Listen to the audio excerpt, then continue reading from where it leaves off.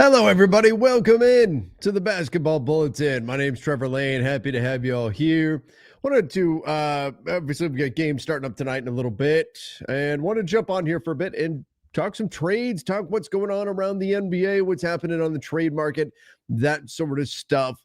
So happy to see you here. If you guys want to throw in some questions, some comments, all of that, figure this would be a good way to kick off the weekend and get ready for some big time NBA action tonight. If you haven't done so yet, please make sure you subscribe to the channel. Hit that subscribe button. Turn on those notifications as well. We certainly do appreciate that. All right. Let's see what we can do here. So we'll start here.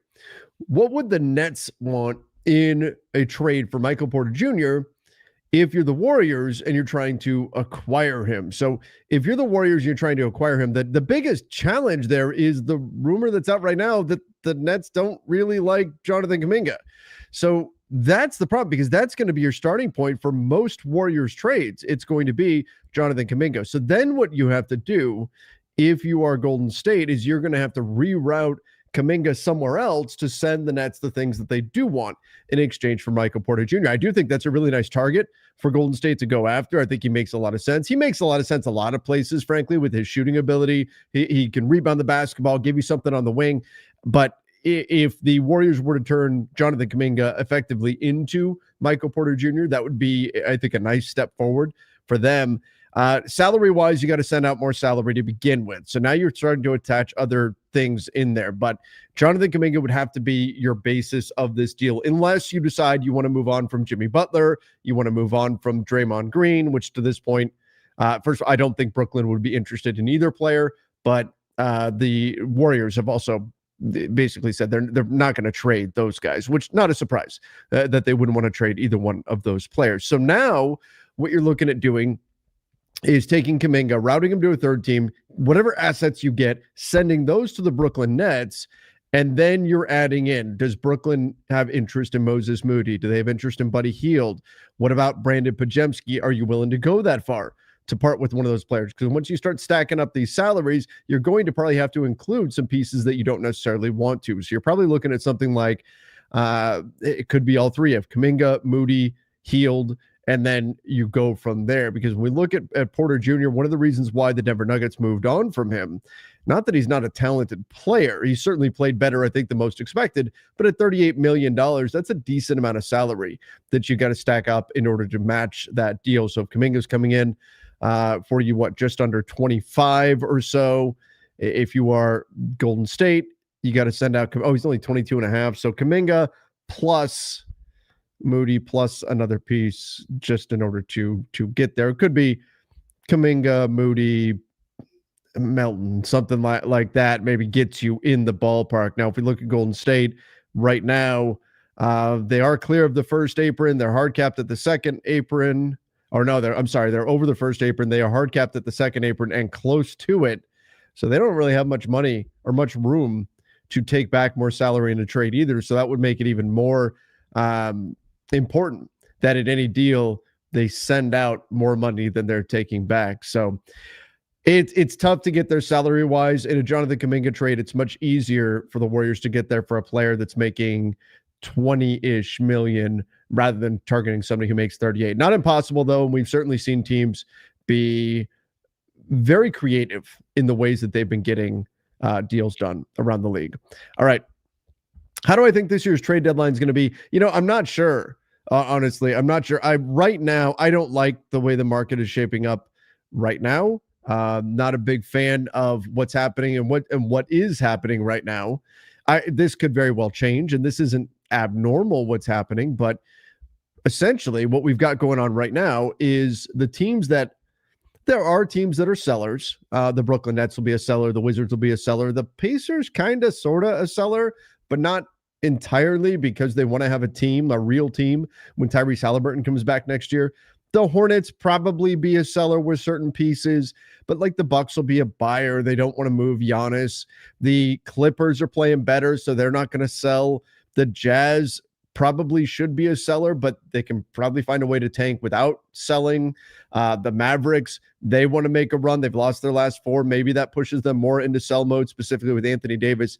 The Kings and the Pels will be sellers. So really that leaves you Sacramento, New Orleans, Washington, Brooklyn are the teams that are clearly in sell mode. And do those teams even have pieces that most teams are going to want?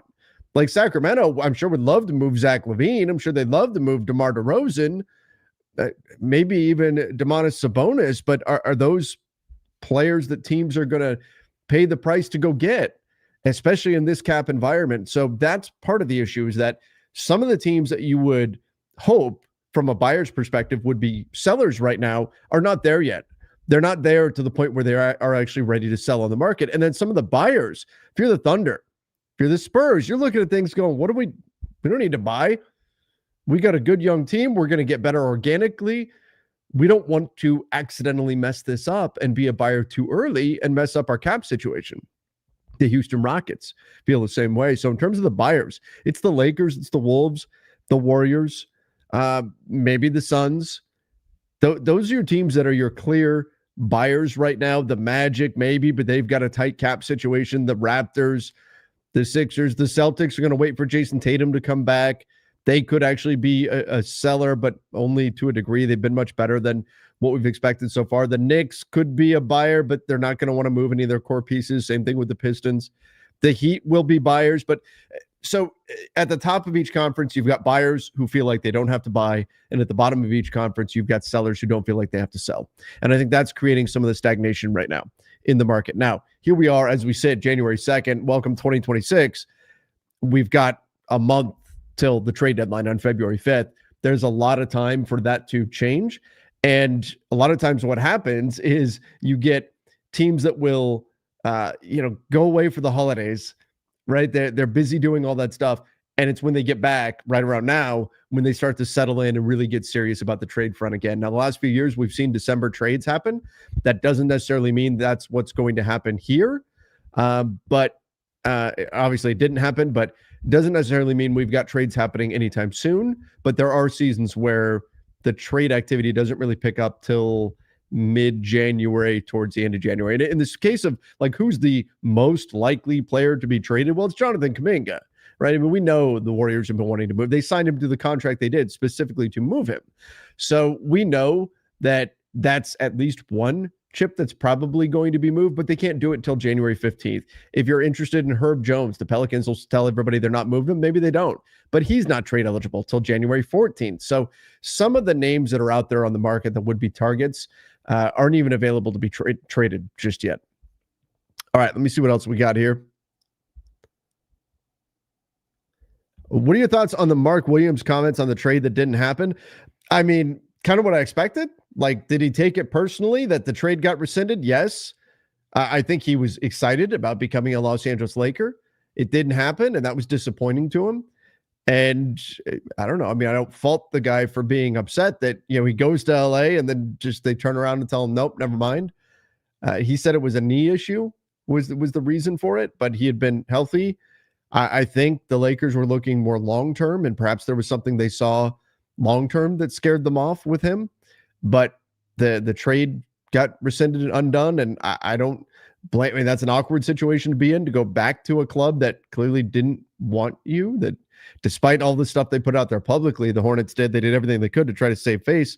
They clearly didn't want to bring back Mark Williams. I mean, they traded him basically as soon as they could to the Phoenix Suns over the summer. So I don't blame him for being a little salty about the way that situation played out. And I think it's fair to question, like, would they be better, the Lakers, the Hornets, would everybody involved be better right now had they just stayed the course and done the deal? I don't know. I think it's largely going to depend on what the Lakers do with that first-round pick. They certainly don't have DeAndre Ayton right now, had they done it. They'd have to be lining up a new deal for perhaps this summer for Mark Williams. So there's a lot of factors to go in before just, well, he's playing well this season, so clearly the Lakers blew it on this and should have just gone through with it. Plus, we don't know what the medical showed. Maybe the medical showed that he's only got 5 years on his career and then his knees are shot or something. I don't know.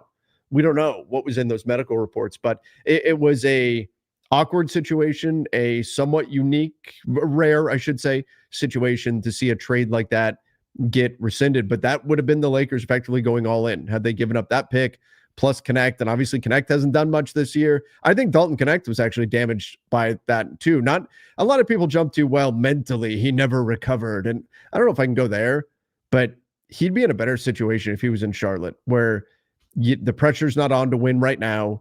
If he makes a defensive mistake, he's not going to get pulled out of the game because they're not worried about wins and losses currently, and he can just develop and do what he needs to do. So I think that you could make an argument that players-wise, both Mark Williams, who's having a fine season for the Suns, but imagine if he's catching lobs from Luka, and Dalton Connect, imagine if he was in a place that could play him and let him just stay on the floor. Both players probably would be better off had the trade gone through. All right, let's see what else we've got here. Would you trade Kuminga for Vucevic straight up? That's an interesting one.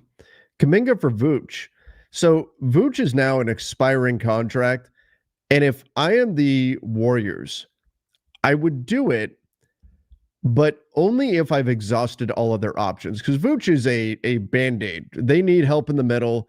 Vuce gives you something right now in the middle, but he's 35 years old.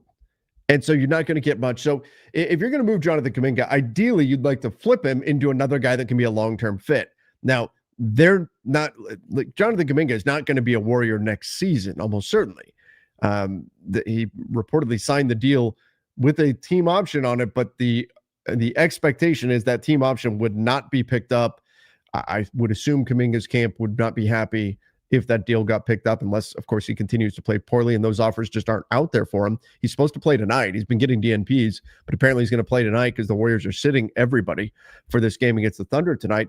But would I trade Kuminga for Vuce? If all other options are exhausted, then yeah, I would definitely consider that, because if nothing else, that gives you flexibility in the offseason, and it gives you a big that you need right now. Maybe he works out and you sign him to a new one-year deal, but I think the Warriors are aiming much higher. I think they want to turn Jonathan Kuminga into, like we were talking about before, Michael Porter Jr. They want to turn Kuminga into Trey Murphy. Like they're setting very high sights here for a Kuminga trade. If the deadline buzzer is right there and I can't get anything for him, maybe you go ahead and do it if you're Golden State, unless you've got an understanding with Kuminga's agent that, hey, if we really can't find a trade and you don't think you can get $24.3 million anywhere else this summer, we'll keep you, pick up that team option, and we'll look to find a trade with you this summer. We'll look to find a trade next year. But if the understanding is you are not picking up that option and there's going to be hell raised if you do, we want to be a free agent, we want to go out this summer, and you already set that up ahead of time, that's where you just say, we'll get something. And in that case, it'd be Vuce. I would imagine it'd be Vuce plus some kind of draft capital. But again, that's not really what the Warriors are looking to do here. All right. If you had to put a percentage on the Lakers making a move, what do you think it would be? I don't know. I'm kind of feeling, this is just my guess, 65-35 they do. I think it depends on what moves are available. Right now, the biggest thing they have to offer is expiring salaries. I think it's very clear they need to make moves. But, and I also look at, we gave Rob Pelinka a lot of praise over the summer for what he did over the summer. You checked certain boxes, right? You added a perimeter defender in Marcus Smart. Obviously, that's not been enough. You added a starting level big in DeAndre Ayton. Obviously, it's not been enough. You added a two-way player that can play offense or defense, theoretically, in Jake LaRavia. Obviously, it's not been enough. And we knew that going into the season that the team did not have enough. I was actually thinking about this last night. Like, what if you flipped November and December for the Lakers? What's the sentiment around the team? Because essentially what we saw in December was, with the exception of Luka taking a clear step back in December and Austin getting hurt and all that, but record-wise, it was kind of more of what we expected to see from this team. We knew they would struggle against athletic teams coming into the season. We knew that they wouldn't be a true contender, but there would be moves to make at the trade deadline potentially in order to get them there. I think the sentiment around the team would be much more positive had we flipped December and November, but November and October going so well for them increased expectations. So now it makes seeing them play the way they have in December be that much more frustrating. Not to say that it's all just, them coming back to earth or something. I think there has been a lack of effort that we've seen that's been certainly a point of frustration for me and many other people who cover the Lakers and follow the Lakers. But we essentially baked into the opinions of Rob Pelinka's summer the fact that he preserved the ability to make a midseason move, and that if the trade wasn't there in the summer, then okay, now you have the ability to do something midseason to add what this team needs, because clearly they don't have everything that they need, and we knew that in July, we knew that in August, they didn't have everything they needed. If you don't make that move, though, if that's not there, well, then that's got to take away some of the credit of the summer, right? That's got to take away some of the positive vibes from the summer, and maybe the B+ grade gets dropped down to like a C+ if that follow-up new move doesn't come. Part of the calculation for the summertime moves was that they preserved their draft capital. They preserved their flexibility, didn't move on from Dalton Knecht. Now, he has not increased his trade value in this play so far this year, but you didn't move any of your trade assets over the summer. If you don't then use them now, with the idea being that you could find out what you've got, what you don't have, and then when you figure that out, you can make moves to address those things. If those moves don't come, that's got to lower your score overall of what you did over the summer. So I do think there is urgency to get something done, or there will be urgency to get something done. Like I said, though, it's a difficult market. GMs find a way, though. Good GMs find a way to get the pieces their teams need. And that's the task for Rob Pelinka. I would be surprised, based on their history, if they do nothing midseason. They tend to do midseason moves. They haven't made an off-season trade in years, but they tend to make midseason trades. So I still think more likely than not they get it done. I just don't like the way the market is shaping up right now.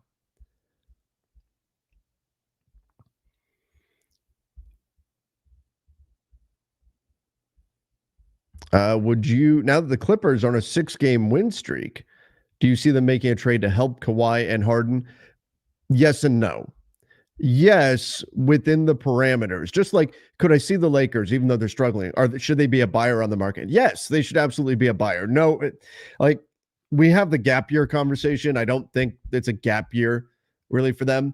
I think they need to be a buyer, but it's not a buyer like we're on the cusp of a championship. It's a buyer with the qualification that whatever you are going to buy must also be part of the future. If it helps you now, great, but it must be part of the future. The Clippers also have a qualification on any kind of buying they're going to do, and that's that it either needs to be a clear part of their future, or it needs to be, whatever they buy on, it needs to have a contract that expires either this year or next year. So because what they've done, the way they've structured their salaries is 27, 28, they've got a ton of flexibility. I mean, you've got Niederhauser and Big Zoo, Ivica Zubac are the only guys on their books. And Cam Christie, I missed him, but that's it for their. So they've got the ability to completely pivot their entire franchise in 2027. I'm not changing that to add Malik Monk, be a good example. Like if I'm the Clippers, could Malik Monk help them? Yeah, sure. Do I want him? Nope, not at all. Because he's got 3 years on his contract. Jared Vanderbilt, if I'm the Clippers, do I want Jared Vanderbilt? Nope, not at all. Not only is he a negative value, I think, still right now, and he's done much better. I love watching Vanderbilt play, but you don't want the money for the third year. So if you're the Clippers and you're going to add anything to this team, it needs to be stuff that still fits in that 2-year window, tops. But I do think they are going to be more of a buyer than a seller on the market than we would have thought a couple of weeks ago, based on the way that they're playing now and Kawhi Leonard suddenly going crazy.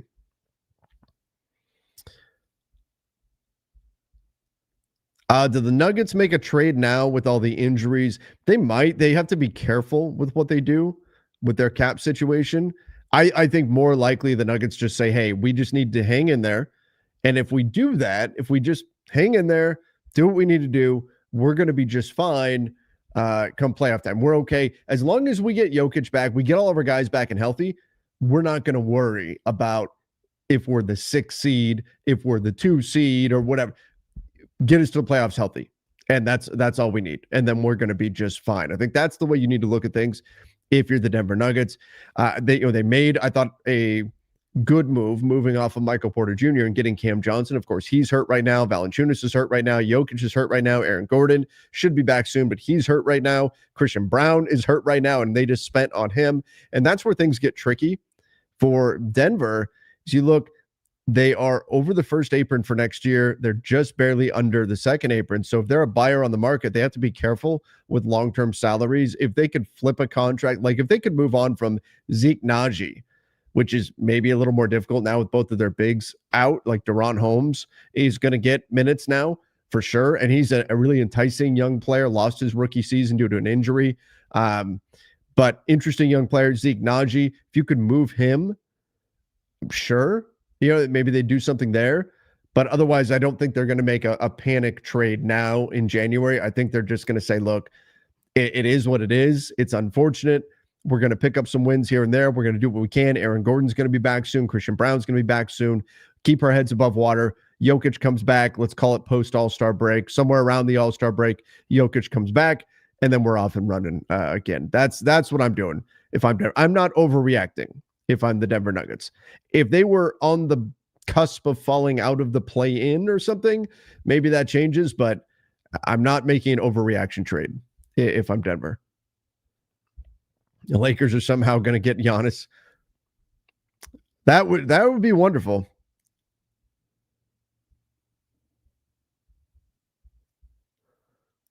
That would be wonderful. I don't see a path to getting that, though. I don't see a path to making that happen.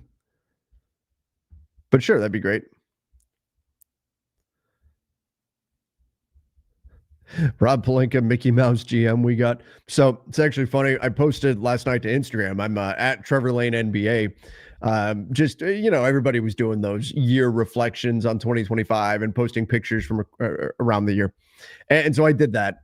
And in a couple of the pictures, my wife and daughter and I were at Disney World.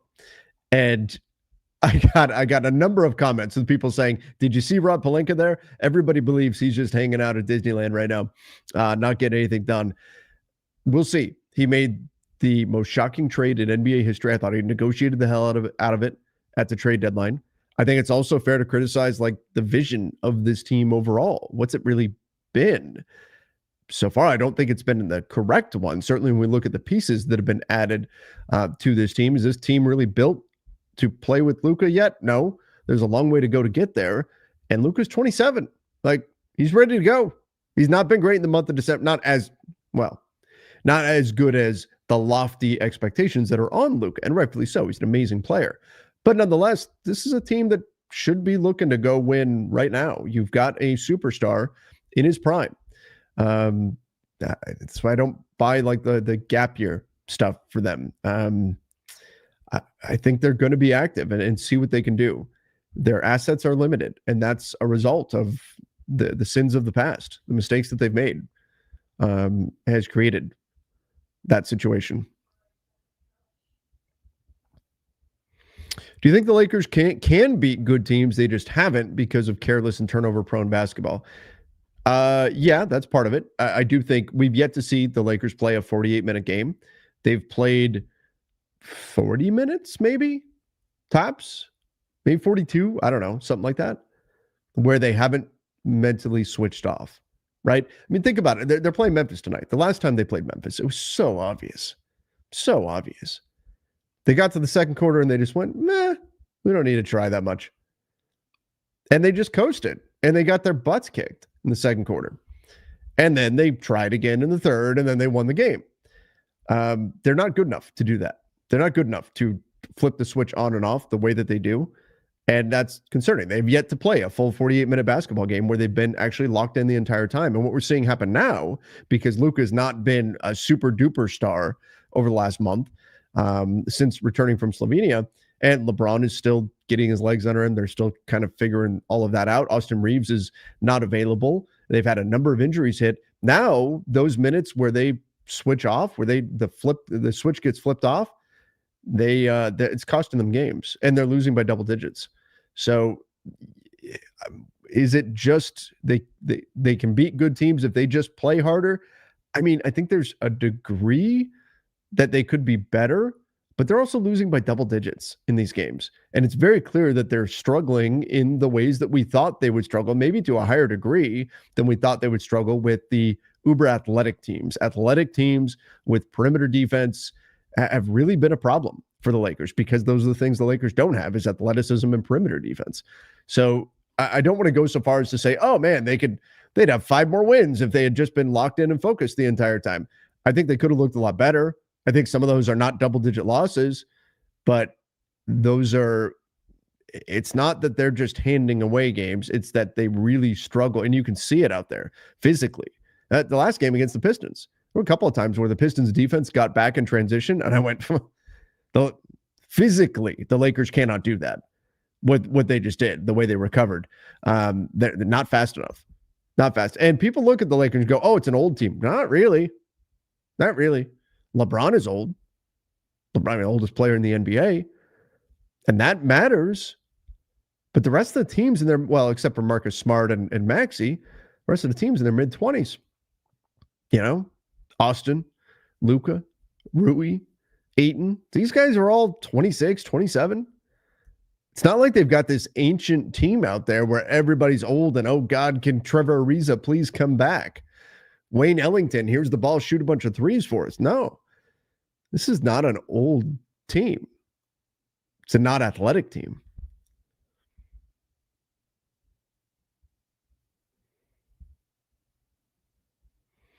With the new 65 game rule, frequency of player injuries,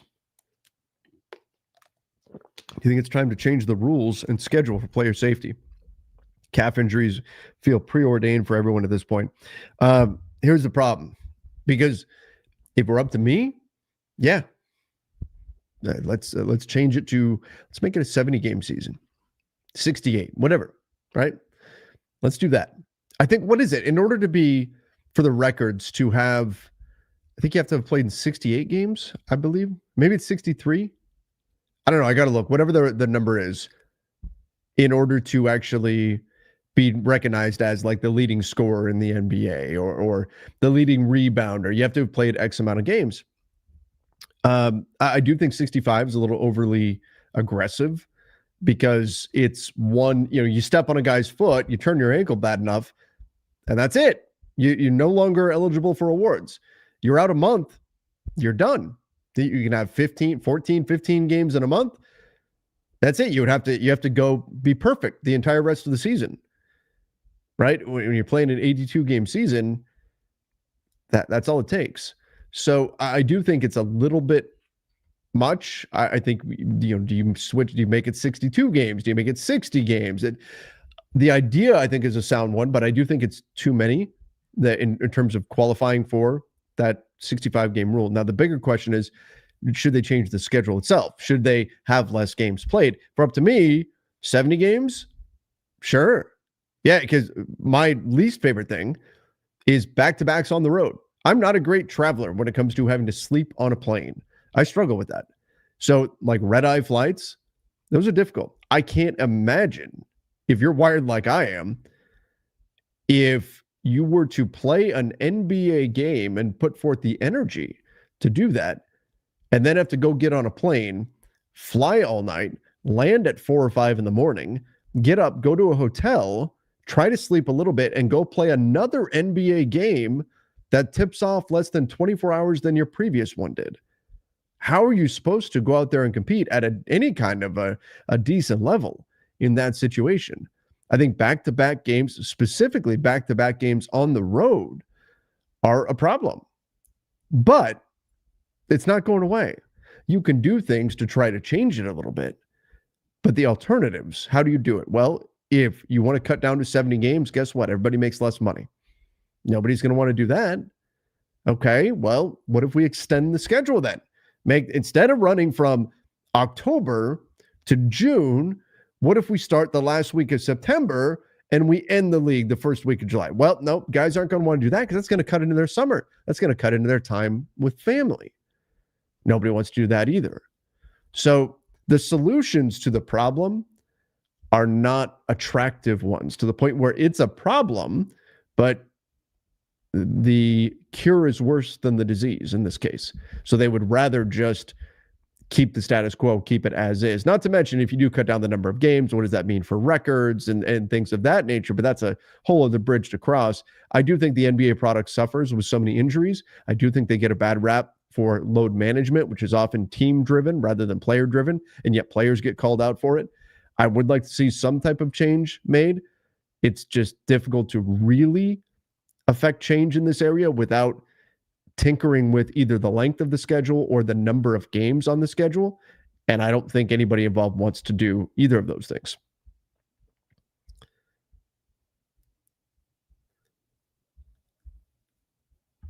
Clippers may clip, but I doubt they trade Zubats unless a team massively overpays. Yeah, they're happy with that. Guys, super chat. Appreciate the super chat there. Let's see. Mamba Mentality said, example, a Gucci backpack, yes, please, but a Jansport backpack will do just fine for school. That's how I see our situation. Would Liv, Herb, Wiggins, just get us two-way players, Rob, like Rui, Vando, Beasley trade. Well, that's where when we question what was the basketball philosophy building out their roster for not just this year, but for years in general for the Lakers, right? What has been the method to build a team around LeBron James? What types of players you're targeting? Historically, it's give me guys who can defend and shoot. Those two things. And if you put a bunch of guys who can defend and shoot around LeBron James, good things tend to happen. Well, the same's true for Luka. You build the exact same kind of team. Defend and shoot around Luka, good things tend to happen. Now, Luka wants specifically a lob threat big, and there's more nuance to it than that. But you want guys who can defend and shoot. What have they gone after? Think about what they've really got. When it's come time to sign players, we look at their exceptions. What did they sign? They signed Montrezl Harrell.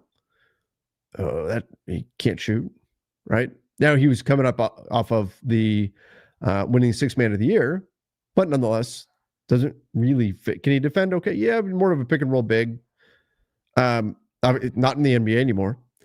Traded for Dennis Schroeder, whose size became a problem. He's become a better defensive player than he was when they traded for him in 2021, but size was a problem defensively at the time. So there's some questions there, and also had some shooting concerns from three, though I would say Dennis Schroeder is more the type of player that the Lakers could need. If you squint, he fits the bill, right? But then you've got what?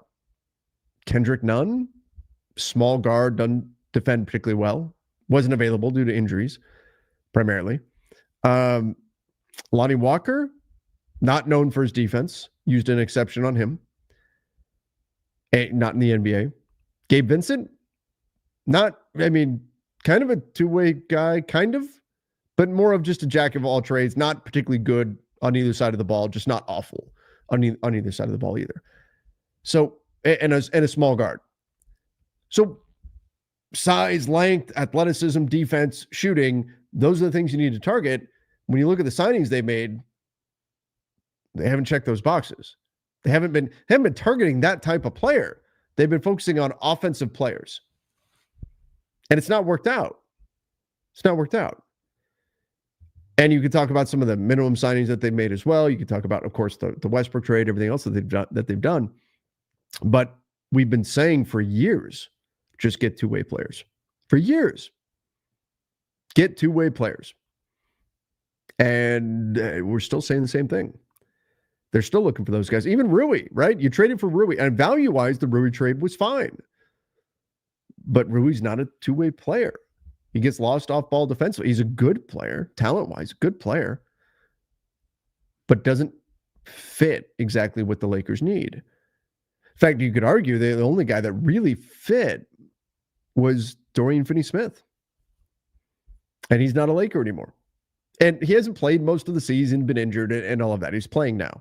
But Dorian Finney-Smith was a step in the right direction. Defensive player, can shoot outside, and doesn't score a ton of points, but can defend and shoot. That's what they've needed. And you're continuing to try to find those guys. But I think for years now, they haven't prioritized that enough, which is strange because that's what you historically build a team with LeBron around. And it's how they won a championship, with guys who could defend and shoot a little bit. They didn't have great shooting, but guys who could defend, were athletic, and could shoot. You won a championship with that. And then they went away from it. So, get us two-way players, yes. But that's been the conversation for years. And they've not gotten those things. And hopefully that'll change.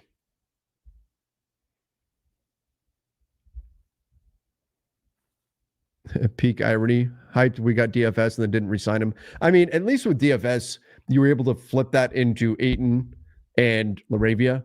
The flexibility from not signing DFS, that got you those guys. Obviously, an ideal world would be you do both those things. Could you have shed another contract in order to keep DFS? Now, did Dorian Finney-Smith want to stay? I don't know. Right? He was a free agent. He could decide what he wanted to do. But that, now, you get those guys and keep DFS. Oh, okay, now you've got something. Now you've got the makings of a team. That's not what they did. And again, maybe that was not an option. I don't want to, skewer them for not doing that. If he didn't want to stay, he didn't want to stay. He's a free agent. He gets to decide where he wants to go. But nonetheless, that's pushing the team in the right direction. Keep DFS and get those kinds of guys. But that would require shedding some of these salaries where, unfortunately, right now you've got money locked up in Maxi Kleber. Is he worth $11.5 million? Nope. Gabe Vincent, is he worth $11.5 million? Nope. And maybe you can move those expiring contracts here. That's also why it cost you Jordan Goodwin. Jordan Goodwin would fit the bill of the type of player that we're talking about. And it's defensible to say, well, you could have Jordan Goodwin or Marcus Smart. Marcus Smart, right? Very defensible. Understand the decision. But the real move is Jordan Goodwin and Marcus Smart. The real move is Finney-Smith and LaRavia and Ayton. Now, maybe there's a domino effect here. For example, if you already have DFS, does LaRavia pick the Lakers? He had other options. He had Sacramento. He had the Clippers. Both of those teams wanted to sign him. The Lakers also wanted to sign him. If LaRavia sees his path to minutes is blocked by DFS, does he sign? Maybe not, right? I mean, there's a butterfly effect here. You got to go down that path. But the pieces they lost last summer were pieces that very well would have fit what this team really needed. So, yeah, a little bit of irony there for sure that they weren't able to sign him. You can at least say they got something for that. With that flexibility, they did stuff with it. But, yeah, didn't quite work out exactly the way we were hoping it would. Okay. Got a few more super chats here we're going to get into. The questions, comments. Dream lineup: Luka, Reeves, Derek Jones Jr. from the Clippers, John Collins, and Jalen Duren. Yeah, I mean, I think you could even argue that you need more of a defensive presence than John Collins. But, yeah, that'd be really damn good. Now, the time to get Jalen Duren was last summer, probably even summer before that was the time to get Jalen Duren. Not doing it now. There's no way the Pistons are letting him go. John Collins and Derek Jones Jr., probably a lot more available before the Clippers started winning. Now that they're winning, and not to mention the Clippers aren't going to trade with the Lakers unless they know they're fleecing the Lakers. So, yeah, that's where it gets challenging there. But Luka, Reeves, Derek Jones, that's the type of lineup, that you could use. But getting those pieces is going to be very, very difficult. Do I think pace contributes to player injuries? Yes. Yeah, I think pace does. But I also think that when we talk, every team is trying to generate spacing. Well, what does that mean? As defenses are rotating in order to get out to three-point shooters, that means a lot of guy in the paint has to quickly cover the cutter coming through the lane, then get out to a three-point shooter. That's a lot of stop, start, go, sprint, right? Quick, quick twitch activity, and those types of actions, I think, are very damaging. They take their toll doing that all the time. You look at the NBA 20 years ago, and it was okay. Even teams would fast break. It was a physical game, no question. But you get down into the half court, and you got three dudes standing on one side, and you've got maybe one offensive player, your four, is spotted up at the elbow, and a lot of the movement and cutting and stuff is inside the 3-point line, and you're running, a guard brings the ball down and throws it into the post, and three other guys kind of spot up and stand, and there's not nearly as much flying all over the floor, moving the basketball, drive and kick, and that's created situations where the defense has to move a lot, and it's a lot of stop-start, and I think that just takes its toll on the body. And now with the shooting being so good, if you don't get out to that shooter, you're getting lit up. If you're tired, you're exhausted, and you don't get out there, you're going to get benched. You don't make that rotation unless you're a superstar, right? So I think that's part of it. It's the way the game is. People look and say, well, these players are just soft. It's, I think, part stylistically the way the game is played. And then the other aspect of it is we got to talk about how these players are coming up now. The sport specialization, when we think about, even you go back to Danny Ainge, who obviously is Celtic and not anybody's favorite, right? But played multiple sports. He's a baseball player, very, very good baseball player. These guys played a lot of different sports. So when it wasn't basketball season, you're off, you're playing baseball, or you're playing football, or you're playing hockey or whatever, right? Playing these other sports. And so you didn't get that wear and tear of, I'm playing basketball year round. I'm playing multiple games every weekend, multiple practices. I'm on this team. I'm playing AAU. I'm doing all these things. I think that mileage is adding up. And so now we're getting guys who are in their 20s, and they're tearing their Achilles. And again, that's not the sole cause. I think the way the game is played right now is part of it too.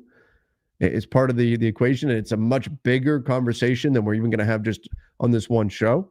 But all of these things are factors, and I don't think, as much as we see out on social media, I don't think the players are just soft is the reason for all of these injuries.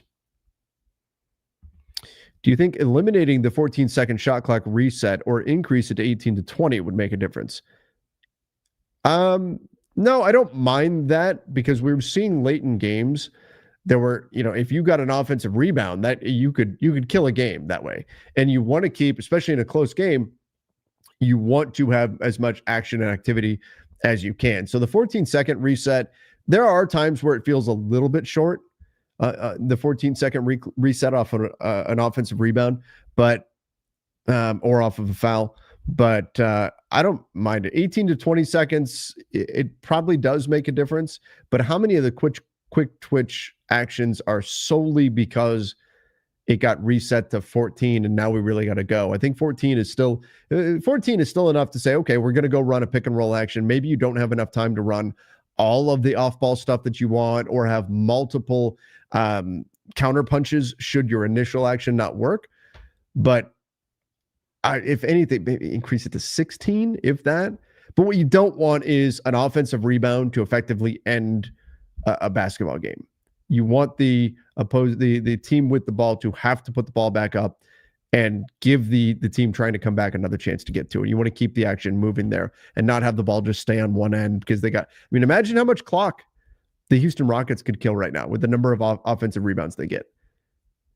That's a lot. They are a historically good offensive rebounding team.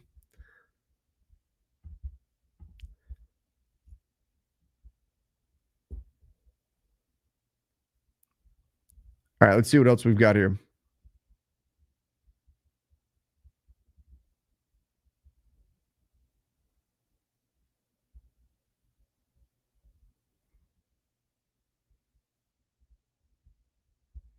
Oh, don't spam in the chat. I just wind up busting out the ban button.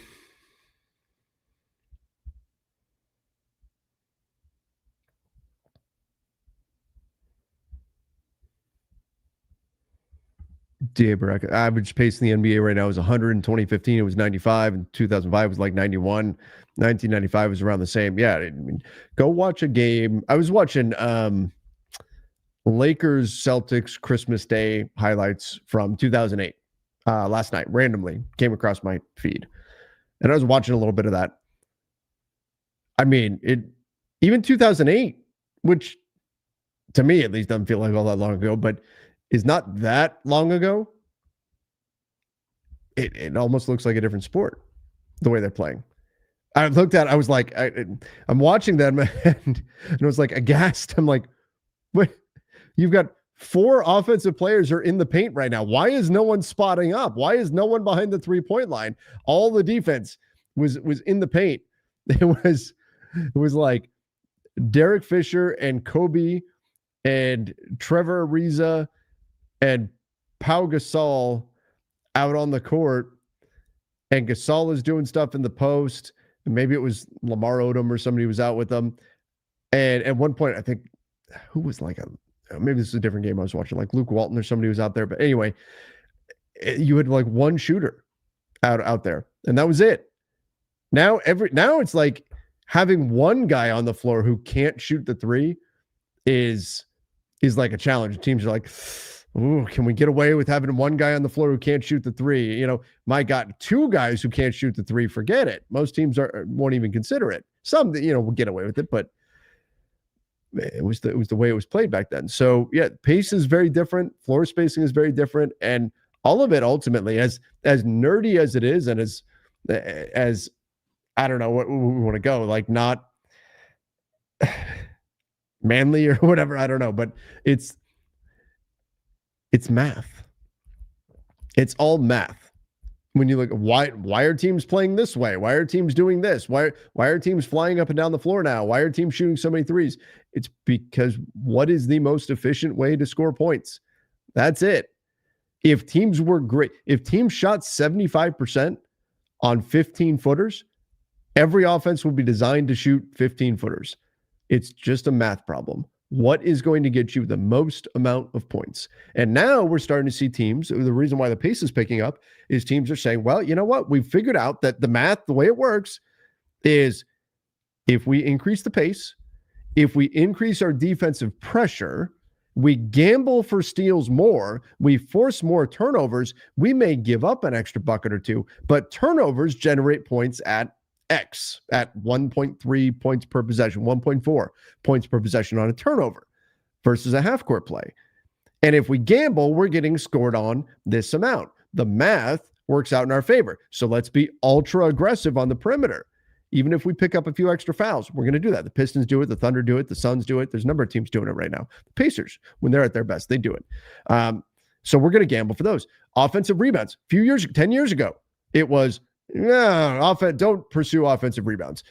Get back. You're going to give up points in transition. Don't worry so much about the offensive glass. That's completely swung. Now teams are saying, oh my God, if we get an offensive rebound, we get the 2 kinds of shots that we want more than anything else. And that's an open corner 3 or a shot right at the rim. Let's go crazy after offensive rebounds. That's part of what makes the Houston Rockets so good. But is that because suddenly there's all these guys that can offensive rebound like we never saw before? Not necessarily. It's because they're starting to understand the math of it as the game is changing. As more guys can shoot the 3 at a higher percentage, that creates more value to getting the offensive rebound and getting that open look from deep. So it's all just as players change and as the skills evolve and morph in the NBA, it's all just figuring out what is the math behind what gets you the most points you can possibly score. That's offense. Defense is, what does the math say in the opposite way? What does it tell us? If we defend the corner 3 this way, if we run this switching scheme, what happens if we're in drop coverage? What happens if we blitz the pick and roll? What happens if I run a big lineup? What happens if I run a small lineup? What's the math behind all of this? All of that gets baked into all the tactics around the NBA. So why are teams playing faster? Is it guys are just more athletic than ever before? I mean, look at some of the stuff that they were doing in the early 90s. Look at some of the athleticism that we saw. I mean, the guys are dunking over each other. Clyde Drexler and Scottie Pippen and Grant Hill doing some things. In general, do I think guys are a little bit more athletic now? Yeah, I think so. But it's not like guys were just all slow back then. Just the math was different. Guys couldn't shoot as well. That's changing. Changes the way you play the game.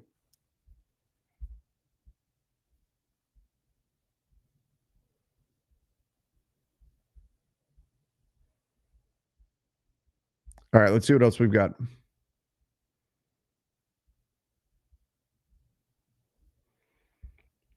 Can you talk about the Lakers' recent offensive struggles? I feel like it's been exposing our defensive issues, making things seem worse than they are.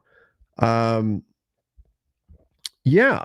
So their offensive struggles recently, and here I'll pull the math on it. Why have the Lakers been struggling offensively of late? Part of it is teams have been running drop coverage, and the Lakers have been struggling to deal with that, struggling to adjust, which shouldn't be the case. They should be good at beating drop coverage, but they've not done it consistently, and that's largely taken. Teams have, by and large, done everything they can to not allow Luka to hit, or anybody else to hit DeAndre Ayton on the rolls, because he's been so efficient there. They've done what they can to take away Rui Hachimura and just defend Luka. Do not foul him. If that means you get beat a couple of times, you get beat a couple of times. Don't foul him. Make him tough. Take tough shots. And frankly, part of the reason why the Lakers' offense hasn't been as good is because Luka hasn't been as good this month. I mean, it's that simple. And he has ebbs and flows to his game and all of that. I also kind of wonder if he's a little banged up. But you look at the month of December, the Lakers are 18th in offensive rating. There's no excuse for that. None. They have the potential to be a top 5 offense, top 3 offense. But the month of December, they're 18th in offensive rating. That's absolutely absurd. But there was no one thing that's going to create that. And that's where you get the player stands that go, oh, I'm a LeBron stan, so it's all Luka's fault. Because look, Luka shouldn't have taken that 3. Oh, no. I'm a Luka stan. It's all LeBron's fault. He's too old. What's he doing? He's taking up all the cap space. We should have more. This team's not built right around Luka. They're both right. They're both right. It takes more than one thing not going right for a team to struggle the way that they have. Part of it is Austin Reeves not being available. He's been hurt. Not hurt for the entire month of December, but he's been hurt. Luka's taken a step back. Maybe he's a little banged up. Maybe he's a little tired. Maybe he's just making poor choices. All of those things can be true. LeBron James, is the offense running through him enough? Maybe not. That's something tactically can change. Have the rotations been perfect? No. The lineup's been perfect? No. Players have been in and out of the rotation. Defenses have changed the way they've approached the Lakers. That's been a factor too. I'm sure Luka would be looking a lot better if he was getting blitzed all the time because he does such a great job reading that. They haven't done as well against drop coverage. So it's all of those things combined. Luka has just shot poorly. That's part of it as well. A number of guys haven't shot as well as they were to start the season. Bando shot better than he did to start the season. So it's all of that combining, in addition to their defense being worse. I think there's been less focus on the defensive end. They've played more difficult teams too. It's all of that put together in order to create these struggles that the Lakers have had. They haven't been focused. They haven't had a whole lot of rhythm to their offense. Teams have changed the way they're defending them. I think Luka's getting too caught up in trying to hunt for fouls and getting upset with officials when he doesn't get the call. I think he hasn't had the same explosiveness or burst to the basket. His drives at the rim have not been the same, and volume or success rate. Not having Austin to open things up a bit has definitely hurt. He's been their second best player. LeBron not being able to take over a game has not helped. He's had his moments. Luka and LeBron as a combo hasn't worked out as well as you'd want. It's all of that has combined to create the situation the Lakers are in. It's not all on Luka. It's not all on LeBron. It's not all on the bench. It's not all in the front office for the roster. It's not all on JJ for the rotation. It's all the things. It's all the things that's created that. And as far as it's been exposing our defensive issues, yes, and vice versa, right? The defensive issues means you're taking the ball out of the basket, which means you're playing half court, which has been fine. The Lakers have been a great half court team in October, November. They were great in the half court. And so them taking the ball out of the basket wasn't the end of the world because they were executing so well in the half court. They're not executing as well in the half court anymore. And that's part of the issue. And once again, some of that is the defensive coverages. The Lakers should crush drop coverage, but that drop coverage effectively takes Ayton's dives to the rim out and also takes out Rui as an option on the drive and kick. And also, I think there's some of it is Luka's taking some shots that he shouldn't have when he needed to kick the ball out. So again, all those things are combined. And yet, because of the way we are on a societal level now, everything needs to be dumbed down into this one thing is the problem, and this is what we all need to be mad at. And let's put together a low light reel of this one thing being bad and everybody be mad at this thing. And it's just not, you lose truth, I think, when you do that, because that's not the truth. It's a lot of things that has put it together. All right. By the way, when we look at the month of December offensively, 18th, awful, obviously. Defensively, 29th. They should, ideally what you want to see is 5th offensively, 15th defense. And that's not too big of an ask. That's probably their ceiling, but that's not crazy. They're winning a lot more if you get there. That's more the path they were on in November.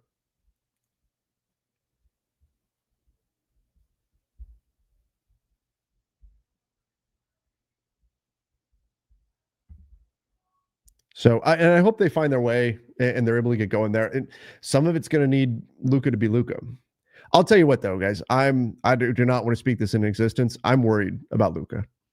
I'm worried that we've got like an injury or something coming. He's getting banged up too much. He plays somewhat physical. He does get in the post and all of that. Like him getting his shoulder wrapped last game. He's had the calf issue. He doesn't look like he's moving right now. And a lot of people want to jump on like, oh, it's because he's putting on weight. He's gained weight, so he's not moving as well.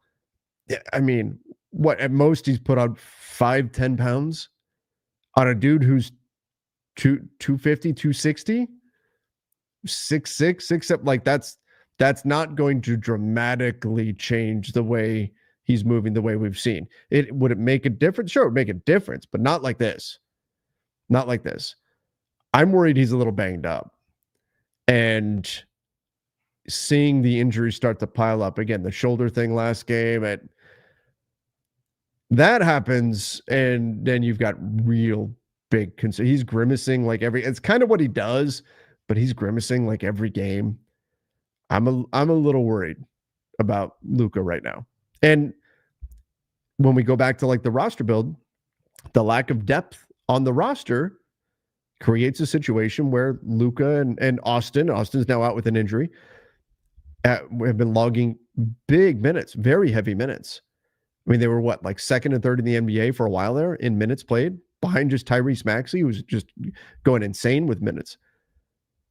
So, but not having quality depth has also created that situation. So, and now it's even worse because Austin's not at even look at tonight's game. No Austin, no Rui, no Gabe Vincent. Jared Vanderbilt's dealing with a leg issue. Dude, Thero's now out. Not that he was getting major minutes anyway, but you were logging heavy minutes even when a decent chunk of the roster was healthy. They've only had maybe 2 games where they've had the roster actually healthy, but you now are in a spot because so many guys are injured. You don't have an opportunity to cut down Luka's minutes right now. You don't have an opportunity to cut down anybody's minutes that's in that starting group because you don't have NBA players to turn to, at least not NBA rotation players. You can't go, hey, Bronny, go run this game for 10 minutes a half so Luka can rest a bit. Okay, you're going to lose the game. He's not able to do that. Hey, Dalton, you're playing 30 minutes tonight. Last year, maybe. Right now, that's not going to get it done. You're not going to win. If you're going to do that, you might as well just sit Luka. Your odds of winning that game are very slim. So, do they want to win? Do they want to cut down on the minutes? It doesn't seem like you can do both right now.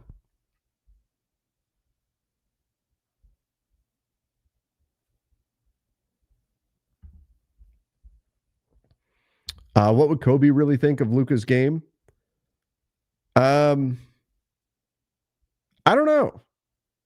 Like, when I look at Kobe and I think about his game, Obviously Kobe liked Luka. It was the last appearance that we saw of Kobe in Staples Center was to go see Luka. So there's that. In terms of the way Kobe played, I don't know if he would like how one-sided Luka's game is. The defensive side of the ball, which I think both Luka and Austin, their defensive deficiencies are a little bit overblown. It's not that they're incorrect. I just think they're overemphasized. But Kobe was so maniacal in not just wanting to score, but wanting to stop people. I mean, we think about that Olympic team. I can't remember what year it was. Anyway, the Olympic team where Kobe teamed up with LeBron and Wade and Melo and all those guys. And Kobe just looked at the team and went, well, shit, we've got guys who can score. I'm going to be our lockdown defensive player. And that's what he did until it was, the gold medal game, and he needed to take over offensively, and he did. He had that in him where, hey, not only can I score the ball, I'm going to lock you up. And he was one of the best defensive players in the league for a while. So that aspect of it, I think, could be a bit of a challenge from Kobe's perspective. But again, I think he legitimately liked Luka. I don't think Kobe would look at Luka and say, oh my God, I just hate this guy's game, because of how brilliant Luka is with his offensive reads and the way he sees the game. His processing speed is insane. It's very reminiscent of a quarterback in the NFL, the way he makes reads out there on the floor. Again, he's not been as good in the month of December. He's struggled a little bit more. I think they've slowed down the processing a little bit, the way defenses have approached him. But I think Kobe would have a lot of respect and enjoyment for that part of Luka's game, even if the defensive side doesn't quite hold up.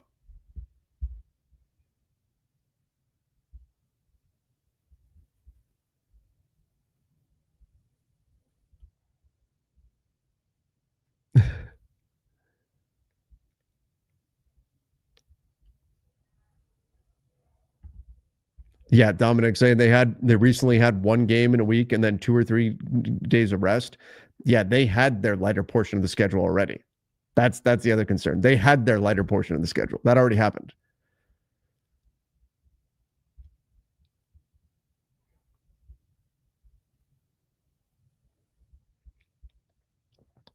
Not just Kobe, prime superstar players always play defense. That's not true. Not all of them. I mean, there's examples of ones who haven't. Like Steve Nash, 2-time MVP. Is he a good defensive player? Not really. Not really. You just have to be transcendent on one end of the floor in order to do that. I mean, look, Ben Wallace couldn't play offense. Is he a great player? Yes. He's a great player. Dennis Rodman couldn't play offense. Is he a great player? Yep. Great player. You can have great players, but they have to be transcendent great in order to be a one-way player. And Luka, the way he reads the floor defensively, shows up often in his steals numbers. Everybody's going to get beat on the perimeter at times. And that's in a similar way to like with Austin, why I think that the amount of noise about his defense is louder than his defensive struggles actually are. Because when Austin gets beat, when Luka gets beat, they get beat in loud ways where they get ISO'd and somebody attacks them. And what's interesting, if we watch this season, it's not just those two getting ISO'd. And in fact, we've seen games where they've had the opportunity, teams have had the opportunity to ISO Austin, and they've screened to get him off of the ball handler, which is interesting, which is not really the role that I think Austin should be in anyway. But when we look at Luka, there's going to be an added benefit too to ISOing him. But people they see him get ISO'd and they go, oh, it's because he's bad at defense. There's an added element to this where teams are ISOing him, not just because they think they can beat him, but why ISO Luka and not ISO Rui with a quick guard? Why not ISO somebody like that or Ayton, something, because you want to tire Luka out. That's part of it too. They want Luka to really have to work. And so there's that added element too. And people just see him get ISO'd over and over, and they see, they'll see Austin sometimes get attacked and go, oh, that's because he's that awful defensive. Are there plays where he's awful? Yes. Are there plays where his effort level is subpar? Absolutely. Absolutely. It's a problem. I just think how much of a problem it is gets a little bit overblown because of how noisy it is, and it's very easy to see when he gets attacked. It's very easy to pick that out versus it's much more difficult to notice when a player loses their man off ball, say, because our brains are still trained. We're watching the ball, right? We're watching the bouncing ball.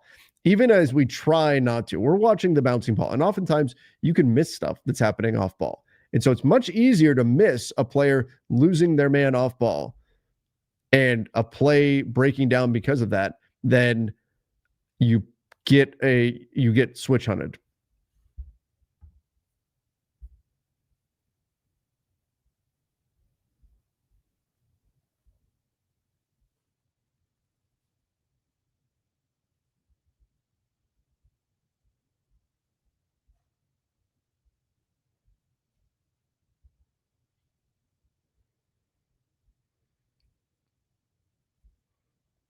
Let's see what else we've got.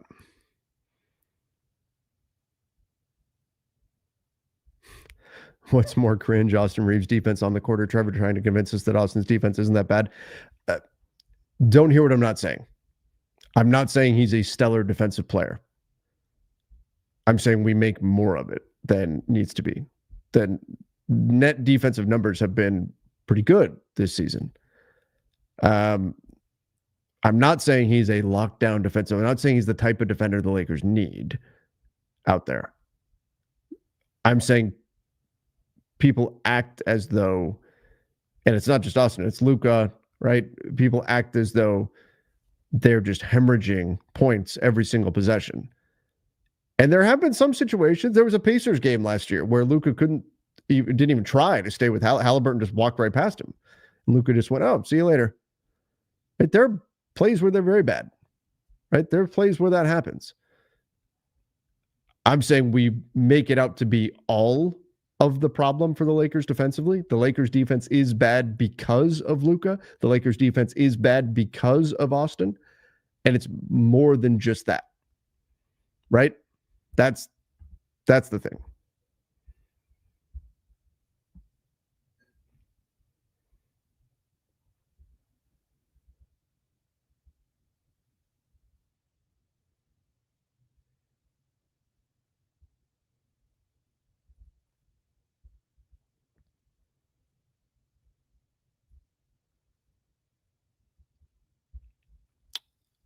All you need is effort. If the whole team shows effort, that's how you stay on the ball and in a chain. And once the effort's there, doesn't matter how good of a defender you are. Yeah, if one guy is not locked in, that chain breaks. It's the way it goes. Effort is needed to have it. You have to have a baseline level of athleticism and just physical ability to defend, in addition to the smarts to know how to defend and how to make the reads and do what you're supposed to do out there on the floor. You have to have those things too. But a decent part of it is also effort. Defense is not fun. Offense is fun, right? That's why you don't get so many guys in the NBA that are like defensive specialists, because you got to be wired a certain way. You got to be a little nuts to be one of those guys that's like, no, I just want to defend the best player every single night. You got to be a little nuts to be that guy, because defense ain't fun, right? It's not. Offense is fun. I'm scoring the ball. I'm hitting the three. That's where you get all your creativity and all of that.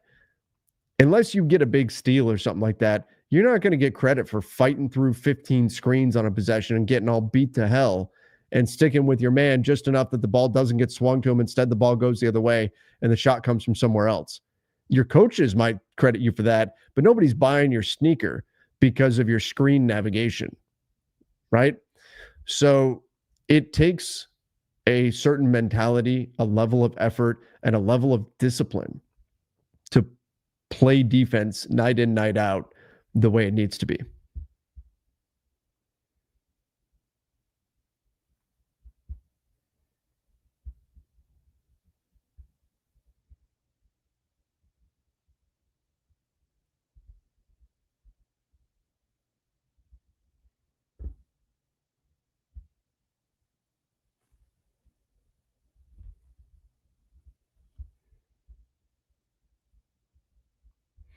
It's fun taking the opposing team player's heart.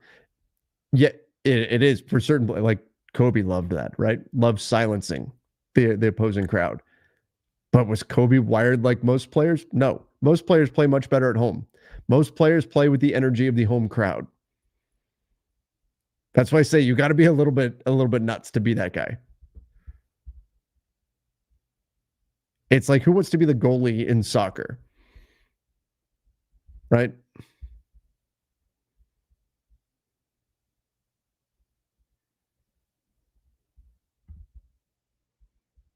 All right. I didn't realize I've been here for an hour and 15 minutes. I didn't even realize that. We've been talking hoops here. I love being the goalie. Me too. That was my position, honestly, was goalkeeper in soccer.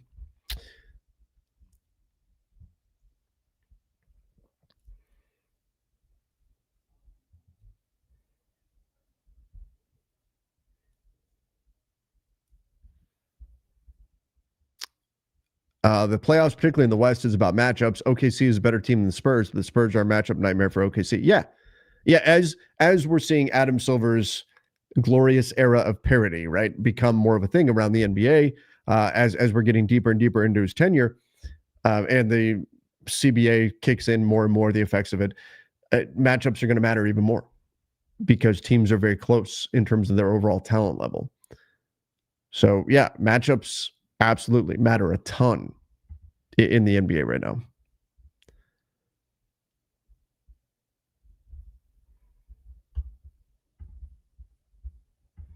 It absolutely matters.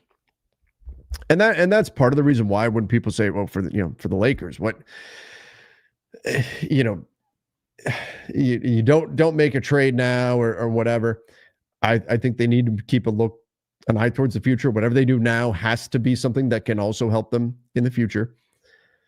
But you also can't go into the playoffs and say, well, we'll go into the playoffs and just cross our fingers that we don't run into any of the athletic teams. Well, you're going to. Like, those are most of the best teams. We can't say, well, we can't beat the super athletic teams, but hopefully we just won't run into one in the playoffs. You're going to.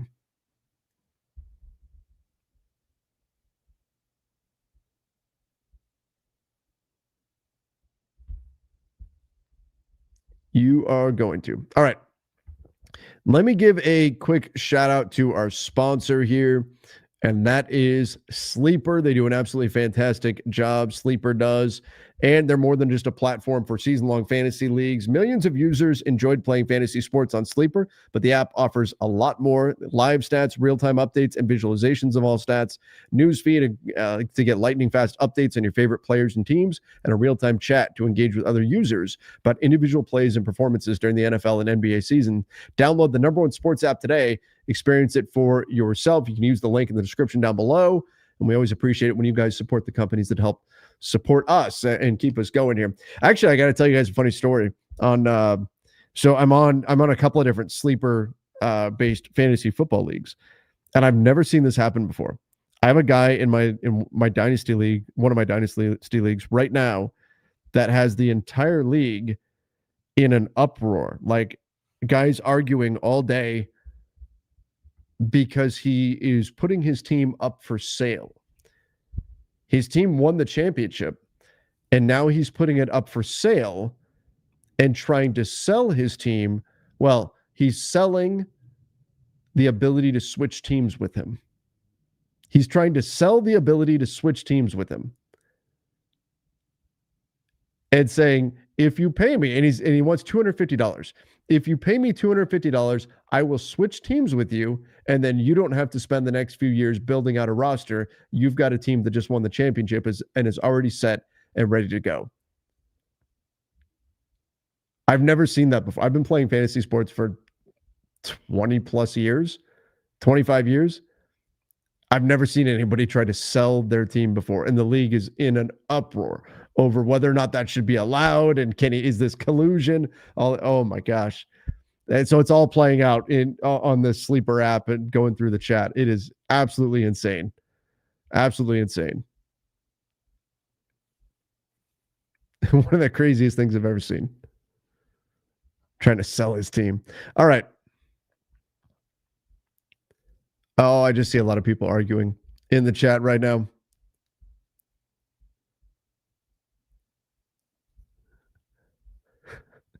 Maybe we'll move on. Right? Trying to sell a fantasy team. Come on.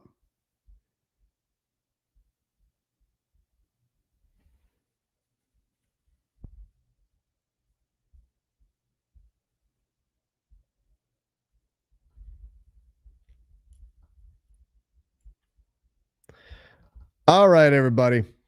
I think we'll go ahead and wrap it up there. I appreciate all of you. Oh, what do I think about a Wiggins trade for the Lakers? I just don't want to pay too much. Like, am I surrendering a first-round pick if I'm the Lakers to get Wiggins? No. Miami's got to get something for him. But the problem with Andrew Wiggins is $30 million on the books for next year. So it's not just trading for Andrew Wiggins. It's you're trading for Andrew Wiggins plus $30 million less in flexibility over the summer. And that's a lot. That's a lot for that. So I probably would not be, if you could do it without including a first, great. But then Miami says, well, why did we do it? So I think it's a challenge for the Lakers. You can argue he's young enough to be part of the future and he can be your pre-agency piece and all of that. And I like Andrew Wiggins, but if you told me there's a way to do it without the first, okay. I just don't think he completely puts you over the top. I think he fits the bill of being the fifth starter that we've been talking about them needing. But remember, salary-wise, you would have to be like Rui and Gabe plus that pick to get Wiggins. I don't know that I want to go that far. All right, everybody. I appreciate all of you. Thanks for joining. Make sure you do hit the subscribe button. If you haven't done so yet, please subscribe to the channel. Till next time, everybody. See ya and stay safe.